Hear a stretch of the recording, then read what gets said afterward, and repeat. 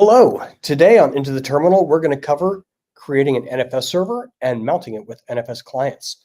So why don't we just jump right on in? Nate, what do you want to do first? All right, so we're talking about NFS, so we got some utilities we need to install first, and this is basically the NFS client utilities. This will tell your RHEL box basically how to talk to an NFS server. So you can get those right from your repositories, DNF install NFS-utils.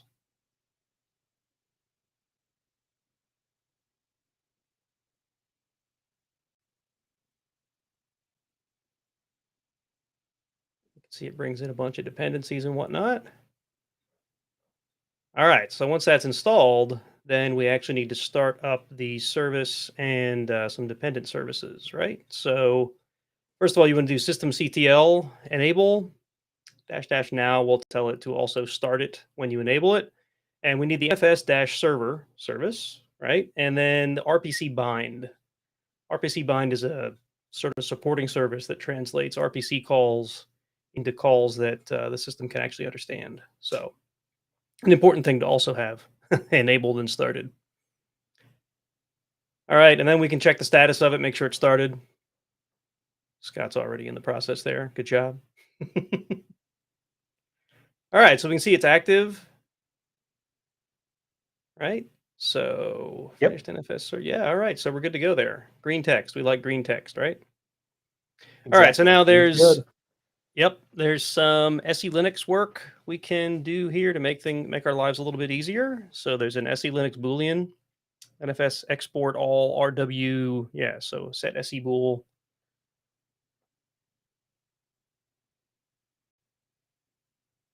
You may want the -p flag there. I think that makes it persistent. Otherwise, you'll lose it after a reboot. Making sure I'd spelled it right.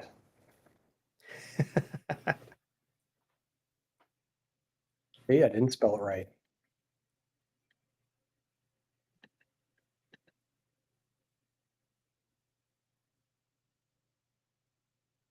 Export NFS export all RW.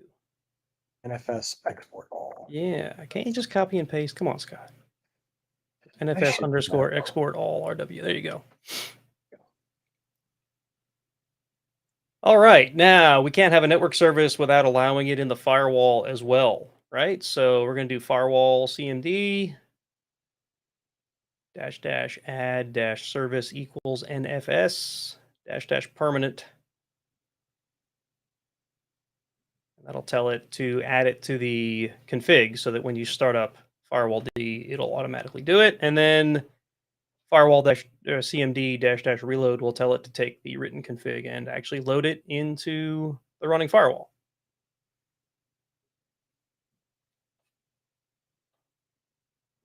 -- reload, Scott. Come on.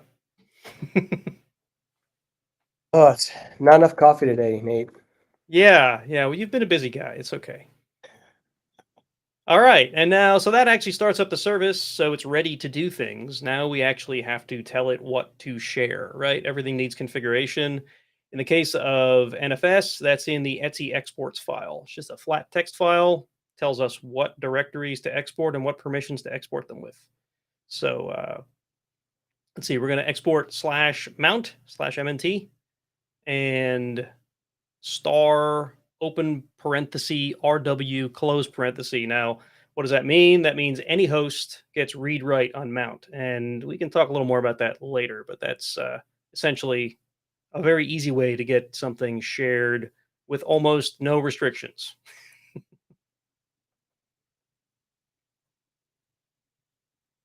All right, and then actually to load that, there you go. Could also do, I think, exportfs -a. Yeah. You don't want to restart the whole service. That's a good way to load the exports without taking the service down. Good deal. And then we can check it from the client, right? We could do a show mount.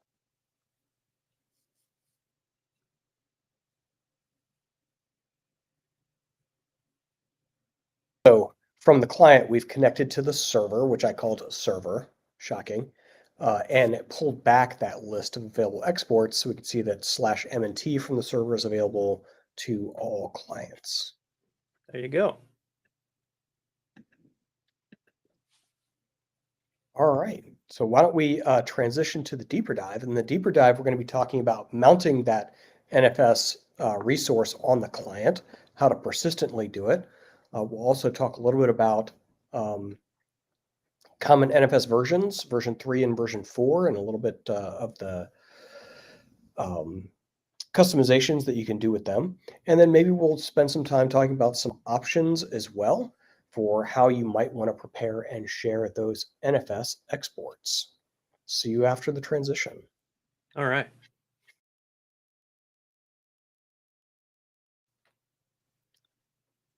All right. So a reminder, now is the time in the show where we answer questions and go into a little bit deeper depth. And also, we're joined today by a special guest. Eric is unfortunately not feeling well, so we wish him a speedy recovery. And joining us today is Nate. You can see on the Hi, screen, everybody. Nate. So yeah, I have better hair than Eric anyway, right? So we're good. We're good to go. I hope Eric does feel better though. Nate works with both me and Eric. And Nate, your last name is Lager, correct? Yeah, except everybody pronounces it wrong. It's Lager. Lager. Well, there you go. There's Lager. a whole bunch of beer companies that disagree with that pronunciation. That's okay. Well, they also use a U in there, don't they? I don't know. They should. All right. But so why don't we start off with our deeper dive, like working a little bit with that client side. So we've got the server side. Nate, are you excited about the server side config that we did? You have Am I any excited about it? I'm excited only in the sense that it was easy. Didn't require a whole lot of thought. I mentioned in that exports that basically exports that particular file system with no real limitations. That's kind of a bad thing for normal general use, right? So maybe we'll circle back and take a second crack at that etc exports file. And I actually wouldn't mind converting it to read only, frankly, but we'll see. we could do read only, or we could specify at least what host has read write. Also true. All right. So you'll recall from before the transition that we've got this machine. This is my NFS client. We did the show mount. We saw that it was able to pull the list of available resources from our server. And so if we wanted to attach that into our directory tree, what would we use? So if you want to attach it, if you want to actually make this a mount that's accessible from your client, you basically just need to mount it, right? So the easiest thing to do is to just mount, and then the IP address or the name of the NFS server, and then the name of the file system that is exported. So in our case, it's /mount, and then space, and then where you want to mount it to on this particular client. So you could mount it to /mount, /serve, /wherever you want it to go, just like any other file system.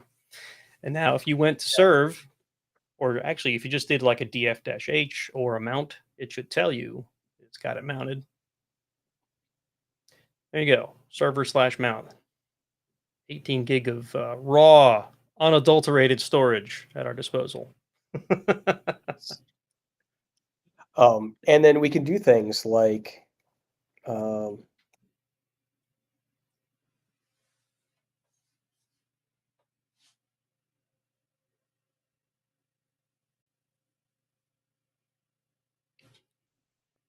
Everybody's first example, just use echo. Uh-oh, permission denied. So the reason you're getting permission denied, I think, is because you're root. There you go.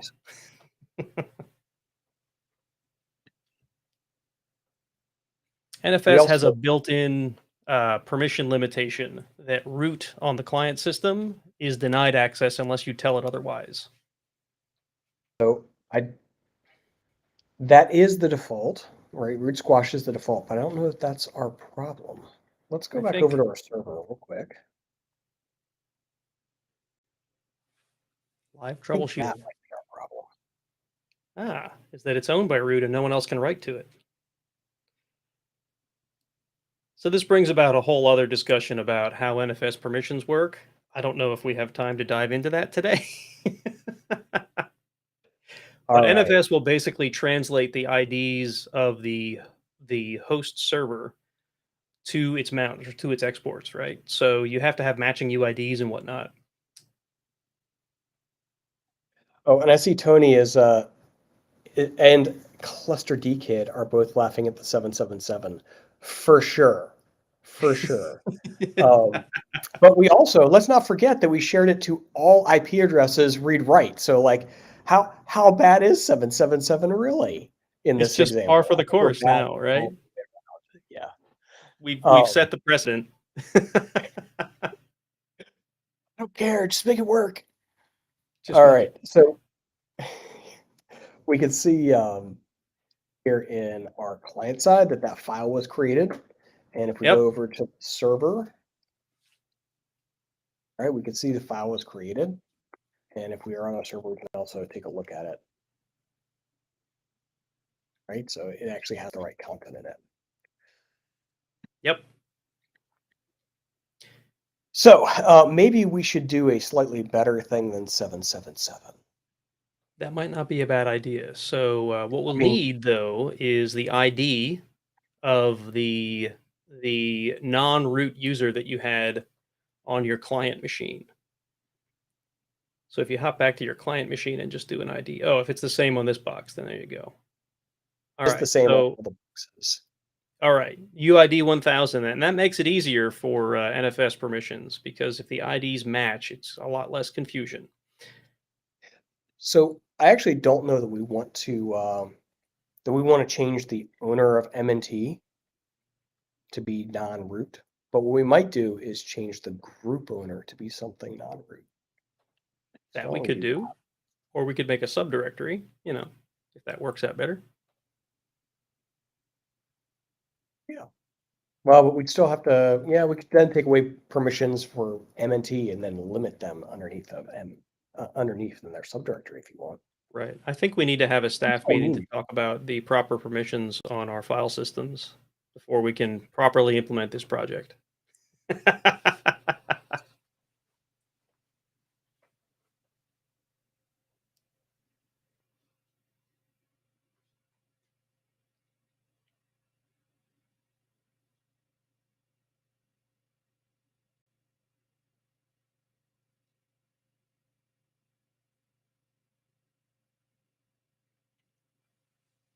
right. So now what we've done is we've created the subdirectory in MNT, moved our file under there, so like we didn't lose data.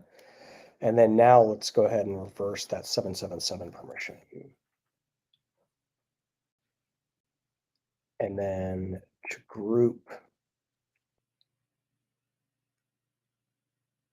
that to be owned by the RHEL group.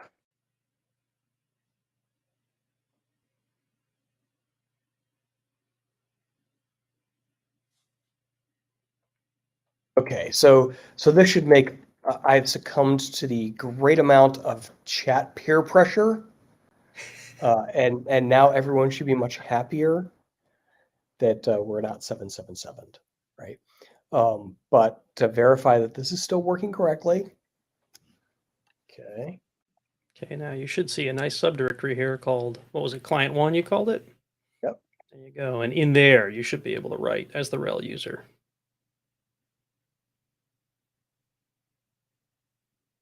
There you go. All right. So we started talking a little bit about group IDs being important, or user IDs being important.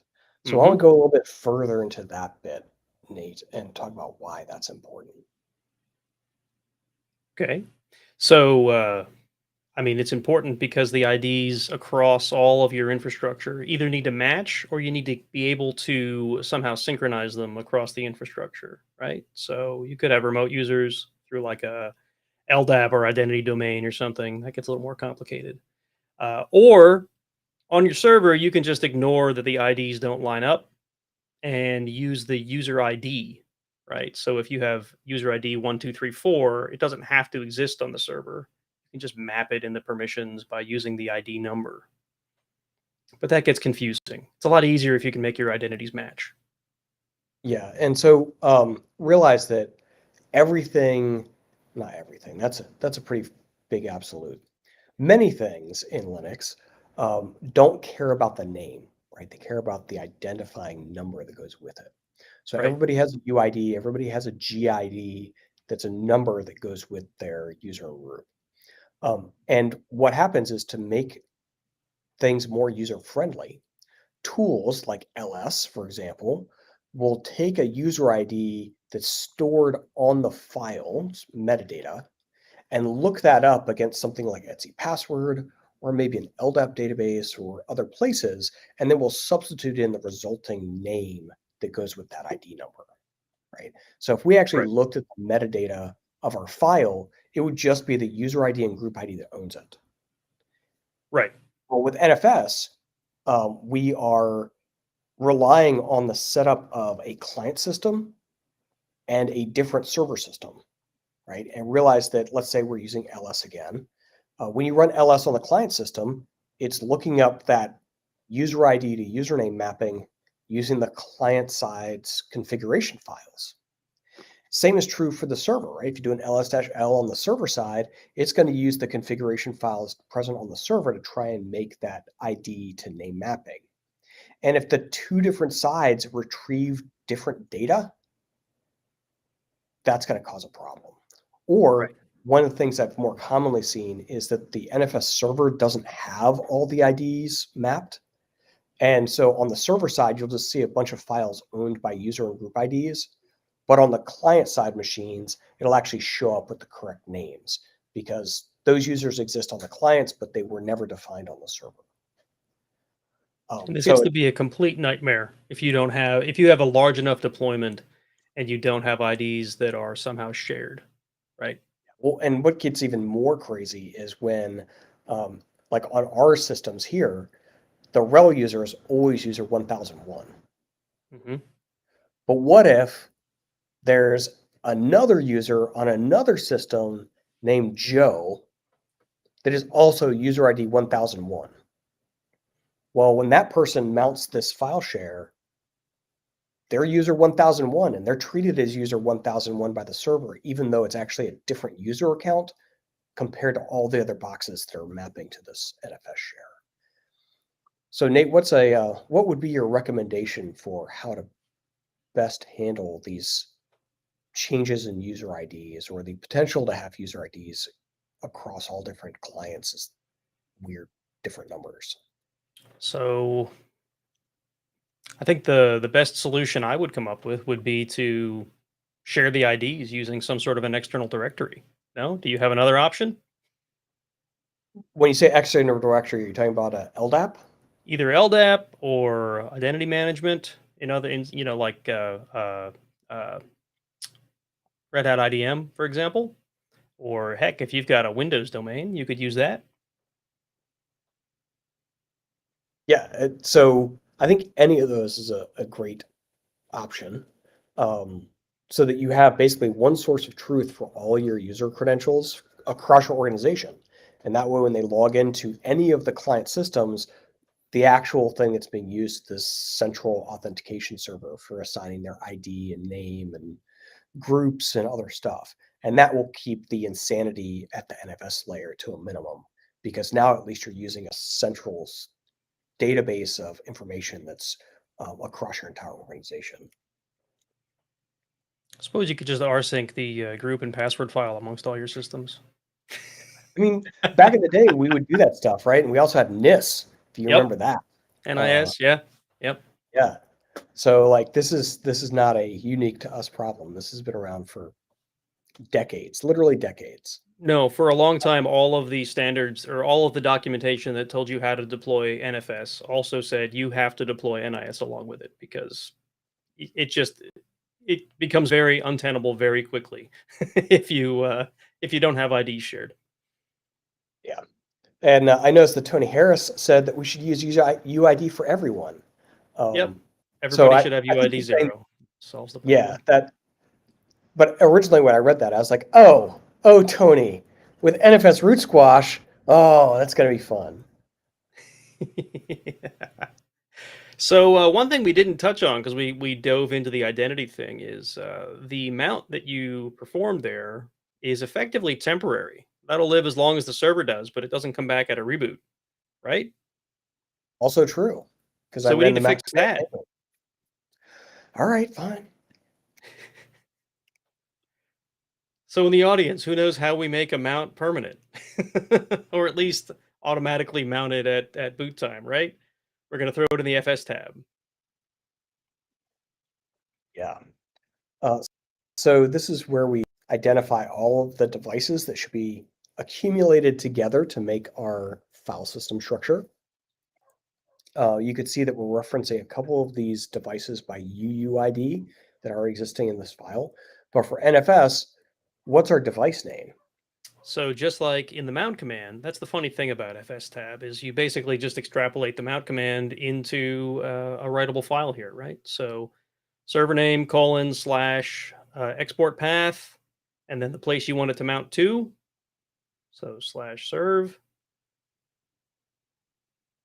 And then, yeah, NFS is the really there's lots of other mount op. So the NFS is the file system type, of course, that tells fstab what mount helper to bring in, or file system helper. There are a number of other configuration options that are not, or mount options, I should say, you can hand into fstab, but we're going to go with the simple defaults. And netdev tells it to mount this after the networking is up. And that should get us a mount that comes up at boot time, or that you can mount and mount by name.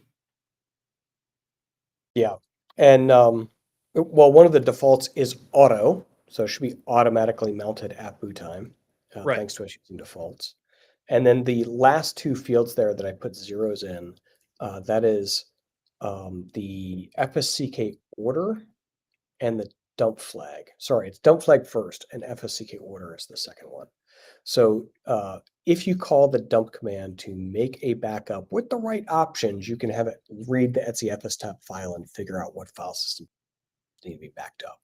So that's what that's like. I don't want to back it up.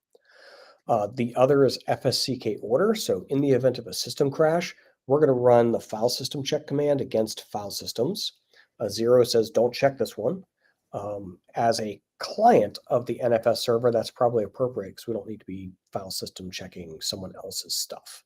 Right. So just because our client crashed doesn't mean the server crashed, which means we don't need to worry about managing that file system check. Imagine the network traffic that would generate. Doing a I don't even block by know- I block don't even check know on that- a. Yeah, would it even allow it? I don't know. Yeah, I don't think it would, but like let's not find out. All right. So now we've changed that file. We're going to umount serve. And just to prove there's nothing up my sleeves. There we go. It's no Longer longer there. mounted. Mount dash A. Should come back. There we go. Ta-da! So now it will be mounted upon boot, and we're good to go there. NFS for the win. Well, Everybody's. NFS is, Sorry, I talked over you there. I was going to say NFS is one of those like really easy ways to share files across Linux clients. But it does have some weirdnesses like UID mapping. I would like to also show off. Hold on, I'm gonna before the audience starts freaking out about 777 permissions again. I'm gonna do it. I'm gonna turn it back off again, but I want to show you something specific. All right. Whoops, that's not what I want to do. It's the client. Go to the server. All right. It's probably one of the most common mistakes people make when they're dealing with NFS servers and clients. Doing things in the wrong box. Yeah, doing things on the wrong machine.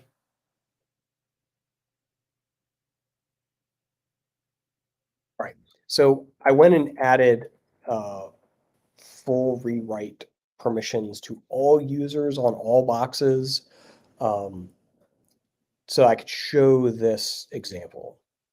So I am root on the client-side system, and I'm going to create a file in that, whoops, SRV, in that mount point. Mm-hmm. Interesting. You expected it to be blocked, didn't you? No, I didn't expect to be blocked, but I did expect kind of halfway that the owner of this file I created as root Oh, I see. would be root, and yet it is not. So Nate, I know you know what's going on here. Now you've trapped me. Yes, I have. That's root squash doing its thing, isn't it? Mm-hmm. So NFS lets people do things using their local user ID. And one of the things we learned early on was that if a client system has a root user, should we allow them their root authority on files that are being managed by the NFS server? So basically, you were giving on files that you had mounted as a client, you were getting root permission and root ability to like chown things and other stuff because you're root. So one of the default options for NFS now is called root squash. And root squash says if a client mounts my file system, when their root user interacts with the file system, they don't interact with their local root user ID. Instead, they get chowned to be a user called nobody. I think it's 65,535 or something like that is their ID number. So when the root user on my client created this file, they did it as the nobody user, and that's actually how it was stored on the servers with this non-privileged ID number. And whenever they interact with the NFS content, they will do so as this nobody user. And that creates some interesting things because on the client, you're like trying to do stuff, and all of a sudden as root, you're getting permission denied errors and other stuff, which you're not really used to seeing as root. But that's because when you're interacting with these files, you're not root, you're nobody. Like Because literally the NFS user. is translating you away from root because security, it's important. And so when we defined our NFS share over here on the server,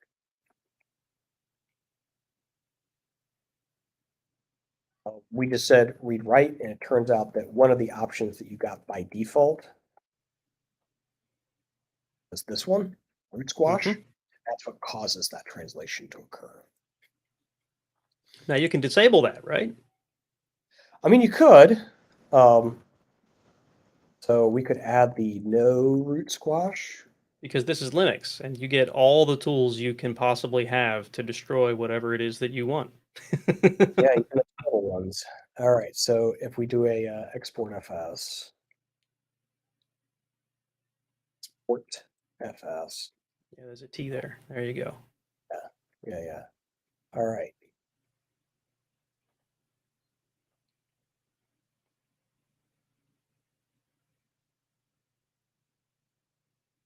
So now that we And have there it it is. shared, no root squash, the root user for the client interacts with the files like they're actually root on the server. We're going to take that off. And I'm going to un777 that directory because, yeah, that's bad stuff. Bad juju.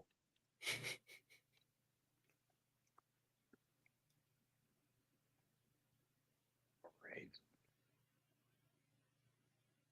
You know, while we're here, we're going to do that too. Yep. And if anybody's curious, if you wanted to grant or allow this for a specific host, you just change that star in the export FS or the exports or Etsy exports to the IP address or even a range of IP addresses, I believe, or even like a netmask style address space of the machines you want to have access at different levels, right? So you could directly put a host name or an IP address there. Or you can put a range of IPs, like I said. There you go. It's like that.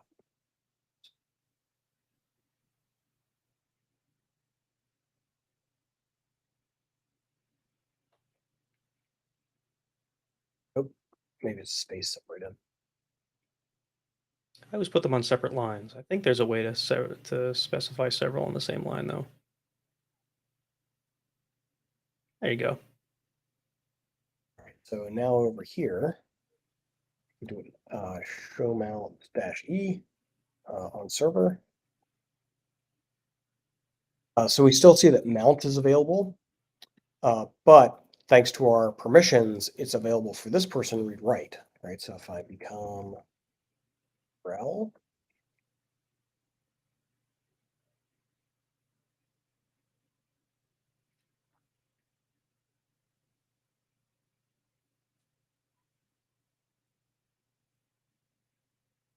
right, so there's the test file I created.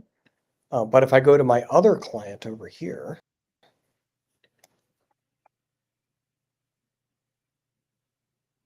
That you've been kicked out of. We need to work faster next time. oh, I don't think I made a host name mapping for him. Okay. Go by IP address then. 5.0.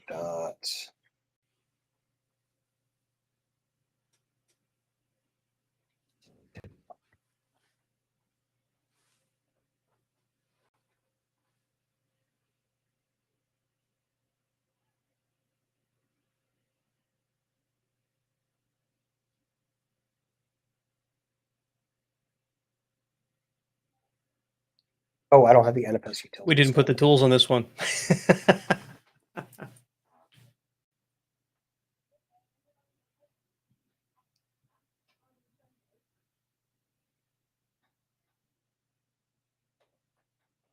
All right. That looks good. And then we'll mount it. Okay, then we'll look at it. And then if we try to touch serve, oh, and do it as RHEL.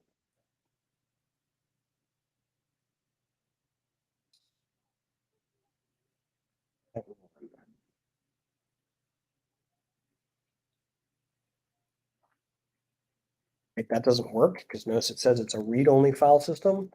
Yep. But right, as that second client that's read-only, I can still gain access to all the files that I have permissions to access. I could also then copy them into my local directory structure and then work with the copies, but I can't make changes to the content here in our NFS exported directory. Right. It's a great option for things like, I don't know, web servers that need to read static content, or I guess clients that need to be able to copy data off of a server and modify it locally. Yeah. So we only have a couple minutes left. I appreciate everyone staying over a little bit. The last topic that we had to talk about was NFS 3 versus NFS 4.